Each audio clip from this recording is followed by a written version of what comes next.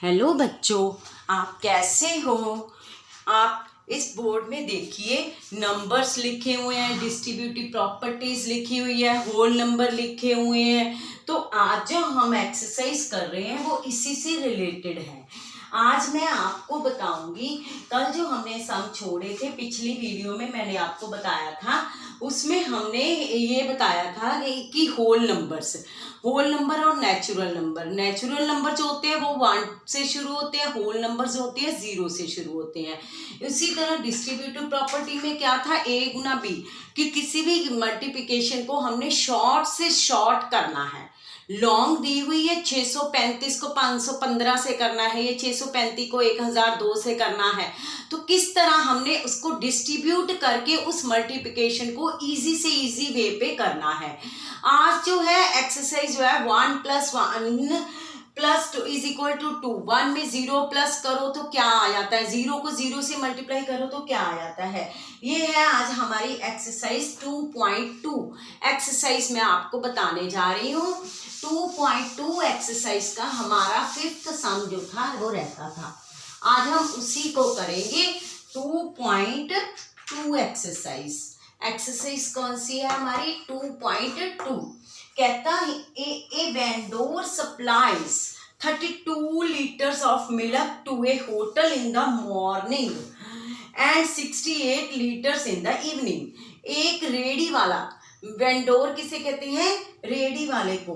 कहता वो क्या है, बेचता है दूध। मॉर्निंग कितना बेचता है और इवनिंग, हम घर में दूध लेते हैं, हम कई बार क्या करते हैं मॉर्निंग में ले लेते हैं तो थोड़ा सा हम जो है इवनिंग में ले लेते हैं। तो यही हमें उसने बताया है कि दूध वाला। कहता मिल्क सप्लाइड, 6th क्वेश्चन है, milk supplied in morning. Milk supplied in morning, morning में वो कितना दूध देता है। मिल्क सप्लाइड इन मॉर्निंग कितना देता है वो दूध, 32 लीटर, 32 लीटर, ये इतना दिया उसने। Milk supplied in evening, milk supplied in evening, और इवनिंग में कितना देता है। कहता मिल्क सप्लाइड इन, शाम को, शाम को वो कितना दूध देता है हमें, 32 लीटर तब देता है, और शाम को कितना देता है, 68 लीटर्स, 68 लीटर्स। कहते टोटल मिल्क, कहते हैं ये है कि milk evening if the total cost ₹15 पर लीटर। उसने 1 लीटर की कीमत कितनी बताई है हमें, 15 रुपए, जबकि लेता वो मॉर्निंग में 32 लीटर और शाम को कितना लेता है, 68 लीटर, 68 लीटर। और total milk supplied per day, total milk supplied per day, सारा दिन वो कितना दूध लेता है। कहता है supplied per day, per day total कितना लेता है। अब हम 32 + 32 लीटर प्लस 68 लीटर कितना हो गया, 100 लीटर। टोटल सप्लाई कितनी है उसकी, 100 लीटर की। आगे उसने क्या दिया है, इफ द मिल्क कॉस्ट ₹15 पर लीटर, 15, 1 लीटर की कीमत कितनी है, 15 रुपए। गिवन क्या है हमें, cost of 1 litre, cost of 1 litre milk, cost of 1 litre milk कितनी है उसकी, 15 रुपए, 15 रुपए है उसकी कीमत, ये ठीक है। आगे क्या कहते हैं, कॉस्ट ऑफ, कहता how much money is due to the vendor per day, वो कितनी मनी उस पे लगाता है। 100 लीटर है और 15 रुपए पर लीटर है, कितनी money, a money due to vendor per day, कितनी मनी हो गई उसके पास। How cost of 100 litre milk, cost of 100 litre milk, 100 kilo की दूध की कितनी कीमत हो गई, 15 रुपए के हिसाब से कितनी हो गई, 15 × 100, इज इक्वल टू 1500 रुपीज।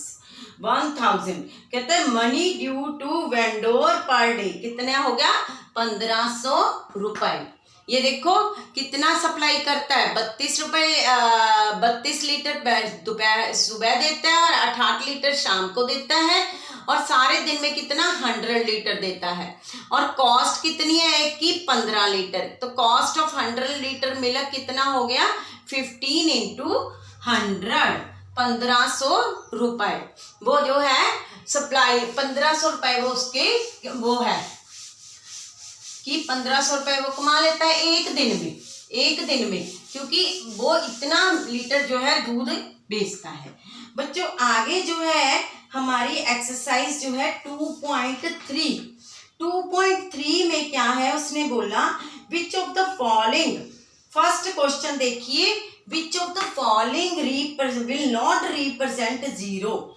कहते हैं इनमें से कौन जो है वो जीरो रिप्रेजेंट नहीं करता है, जीरो जो है रिप्रेजेंट नहीं करता है। अब पहला क्वेश्चन देखो मैंने आपको फर्स्ट टाइम बोला था ना 1 प्लस 0। अगर 1 में कहता जो जीरो रिप्रेजेंट नहीं करता कौन सा नंबर है जो जीरो रिप्रेजेंट नहीं करता। अगर 1 में कितने हम कोई भी नंबर है चाहे वो 1000 ले लो 2000 ले लो 3000 ले लो या लाख ले लो अगर उसमें जीरो ऐड करोगे तो उतनी डिजिट आ जाएगी। 1 में अगर कुछ भी ऐड करोगे या 2 में जीरो ऐड करोगे या 3 में जीरो ऐड करोगे तो आंसर हमारा क्या आएगा 1। आंसर हमारा क्या आएगा 1। इसमें किसी भी रकम में किसी भी डिजिट में जीरो ऐड करने पर उतने ही डिजिट आंसर हमारा आ जाता है। कहता which will not know it will not. अब उसने क्या बोला था कौन सा ये जीरो रिप्रेजेंट करता है। ये जीरो तो नहीं हमें रिप्रेजेंट करता है ये 1 रिप्रेजेंट करता है। तो हमारा आंसर क्या आएगा no it will not represent zero. No it will not represent zero. ठीक है ये जो है ये जीरो नहीं शो कर रहा है। सेकंड क्वेश्चन जो है 0 मल्टीप्लाई 0। अब किसी भी डिजिट को हम 0 से मल्टीप्लाई करेंगे तो क्या बनेगा 0।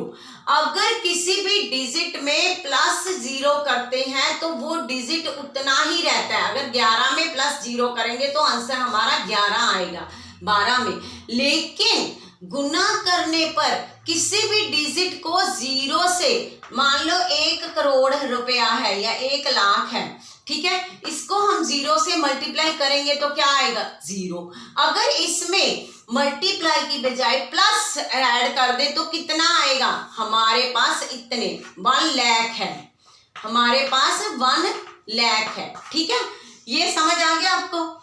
इसी तरह ये समझना बहुत जरूरी है कि अगर मल्टीप्लाई करो तो 0 का आंसर जो है किसी भी डिजिट से 0 मल्टीप्लाई करोगे तो वो 0 ही आएगा। 0 मल्टीप्लाई 0 इज इक्वल टू 0। कहते हैं ये क्या है उसने बोला ना विच विल नॉट रिप्रेजेंट 0। ये कर रहा है 1 में किसी भी नंबर में 0 ऐड करोगे तो वो नंबर आता है वो रिप्रेजेंट 0 नहीं करता। लेकिन किसी भी डिजिट को 0 से मल्टीप्लाई करने पर क्या हो जाता है आंसर जो है हमारा 0 आ जाता है। Yes it will represent 0। It will represent 0। ये क्या शो करता है 0 शो करता है। It will represent 0। ठीक है आगे सी पार्ट देखो 0 को 2 से मल्टीप्लाई करने पर किसी भी नंबर को अगर 2 से कोई नंबर होएगा तो उतनी डिजिट आएगा। लेकिन अगर 0 को किसी भी नंबर से डिवाइड करोगे ये देखो यहाँ पे एडिशन है किसी भी नंबर में 0 ऐड करोगे तो वो उतना ही नंबर रहेगा। अगर उसमें उसको मल्टीप्लाई 0 से किसी भी नंबर को 0 से मल्टीप्लाई करोगे तो वो 0 आएगा।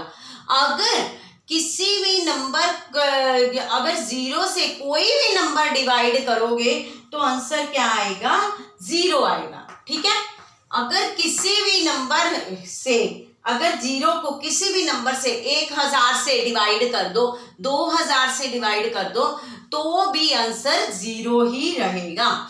यस, उसने सिर्फ इतना पूछा है कि कौन कौन सा जो है रिप्रेजेंट 0 करता है। किसी भी 0 से कोई भी नंबर हम डिवाइड करें तो क्या आ जाएगा? 0। Yes, it will represent 0। Yes, it will represent 0। ठीक है। नेक्स्ट ये डी पार्ट है। 1010, ठीक है। इसको 2 से डिवाइड किया, ये तो वैसे ही पता लग गया हमें। 2 5 505। No, it will not. अब 505 और ये 0, ठीक है। तो ये क्या है? It will represent 0। No, it will not represent 0। No, it will not represent 0। किसी भी नंबर से अगर 0 को कोई भी नंबर से डिवाइड करो तो वो 0 आ जाता है, लेकिन किसी नंबर को किसी और नंबर से डिवाइड करे तो कभी भी 0 नहीं आता है, कभी भी 0 नहीं आता है। ये फर्स्ट क्वेश्चन समझ आ गया आपको कि अगर एडिशन करोगे, मल्टीप्लिकेशन करोगे, डिवीजन करोगे तो किस हिसाब से 0 आता है। अगर ऐड करोगे किसी नंबर में 0 तो वो क्या होएगा? वो नंबर आएगा। अगर मल्टीप्लाई करोगे तो वो क्या आएगा? 0 आएगा। हमेशा आंसर जो है वो 0 आएगा। नेक्स्ट क्वेश्चन जो है हमारा सेकंड क्वेश्चन कहता it will if the product of 2 whole number is 0। इसको ध्यान से सुनो कि कहता यदि 2 नंबर हो, कौन से 2 number? Whole number. Whole number कहां से शुरू होते थे? 0 से। 0 1 2 3 अप टू लिमिटलेस, ठीक है। 100 1000 लाख जो भी है ये होल नंबर हो गए। ये सारे कहता है if the product of 2 whole number is 0। क्या उसने पूछा है कि यदि 2 नंबर होल नंबर जो है वो 0 है, can we see that one और both of them will be 0? Justify दो थ्रो एग्जाम्पल। कहता है एग्जाम्पल दो। कहता है अगर 2 होल नंबर हैं, ठीक है, 2 होल नंबर लिए कोई भी, उनको रिप्रेजेंट करोगे क्या वो उनका आंसर 0 आएगा? कहता कैन वी से दैट कि both of them will be 0?